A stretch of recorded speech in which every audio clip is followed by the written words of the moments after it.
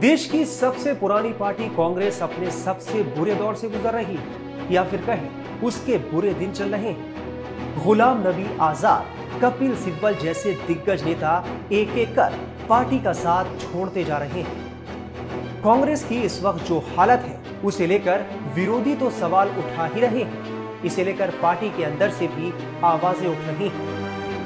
137 साल पुरानी कांग्रेस इस वक्त जिस संकट का सामना कर रही है, सवाल है कि क्या वो उस संकट से उबर पाएगी।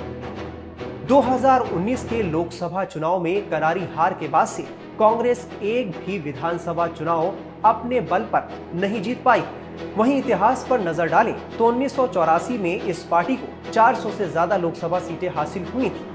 आज हालात ये हैं कि राज्यसभा सांसद मिलाकर कांग्रेस के पास सिर्फ 84 सांसद ही बचे। 2022 में उत्तर प्रदेश, गोवा, पंजाब, उत्तराखंड और मणिपुर में विधानसभा चुनाव हुए, लेकिन कांग्रेस एक भी राज्य में जीत दर्ज नहीं कर पाई। जो राज्य कांग्रेस के हाथ में थे वो भी उन्हें एक एक कर गंवाती जा रही है। अब राजस्थान और छत्तीसगढ़ में ही पूर्ण रूप से कांग्रेस की सरकार है। इसके अलावा बिहार और झारखंड में कांग्रेस गठबंधन में शामिल है। दूसरी तरफ पार्टी के सामने नया अध्यक्ष चुनने की चुनौती है। राहुल गांधी अध्यक्ष बनने से पहले ही इनकार कर चुके हैं। फिलहाल सोनिया गांधी पार्टी की अध्यक्ष हैं। पिछले 24 साल से गांधी परिवार के पास ही कांग्रेस अध्यक्ष पद की कमान है। कभी सोनिया गांधी तो कभी राहुल गांधी पार्टी अध्यक्ष रहे। यही वजह रही कि कांग्रेस पर परिवारवाद का आरोप लगता रहा। अब 17 अक्टूबर को कांग्रेस अध्यक्ष पद का चुनाव होना है, तो क्या इस बार कांग्रेस गांधी परिवार से बाहर जाकर किसी को अध्यक्ष चुनेगी? वो कौन होगा जो कांटों का ताज पहनने को तैयार होगा, ये तो वक्त ही बताएगा। लेकिन इस वीडियो में अब हम ये जानने की कोशिश करेंगे कि आखिर क्यों कांग्रेस का पतन होता जा रहा है। कांग्रेस के सामने फिलहाल सबसे बड़ी समस्या नेतृत्व की है। कुलदीप बिश्नोई ने जब कांग्रेस छोड़ी तो उन्होंने कहा कि वो राहुल गांधी के कॉल का इंतजार करते रहे। इसी तरह हार्दिक पटेल ने भी कांग्रेस छोड़ते वक्त यही बात कही थी। अब सवाल ये है कि कांग्रेस की कमान जब सोनिया गांधी संभाल रही हैं, तो ये लोग राहुल गांधी के फोन का इंतजार क्यों कर रहे थे? राहुल गांधी 2 साल के लिए कांग्रेस के अध्यक्ष थे। 2019 के आम चुनाव में करारी हार के बाद उन्होंने इस्तीफा दे दिया था।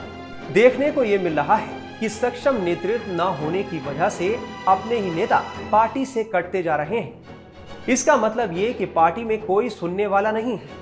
इसी कांग्रेस में एक वक्त था जब नेताओं की असंतुष्टि का समाधान अंदर ही निकाल लिया जाता था।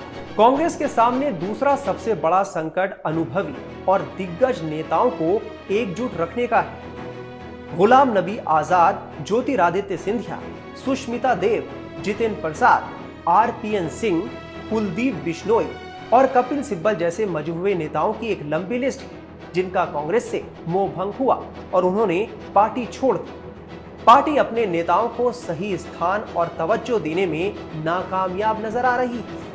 कांग्रेस के पिछड़ने की तीसरी वजह ठोस रणनीति का न होना है। पिछले लोकसभा चुनाव में कांग्रेस ने उन 170 लोगों को टिकट दिया था जो कि 3 बार पहले ही चुनाव हार चुके थे। वो ऐसे उम्मीदवार थे जो जनता के बीच लोकप्रिय नहीं थे। कहा जा सकता है कि कांग्रेस पार्टी जनता, कार्यकर्ताओं का मूड और माहौल को समझने में भूल कर देती है। एक और बड़ा संकट कांग्रेस के सामने है, वो है इनके नेताओं की छवि। एक तरफ नरेंद्र मोदी लगातार बिना छुट्टी लिए काम करते हैं, तो दूसरी तरफ राहुल गांधी महत्वपूर्ण फैसलों के वक्त ही कई बार गैर हाजिर रहते हैं या फिर छुट्टी बिताने विदेश चले जाते हैं। डॉक्टर मनमोहन सिंह भी लगातार काम करते थे और छुट्टियां नहीं लेते थे, लेकिन अब पार्टी में ऐसी बात नहीं दिखाई देती।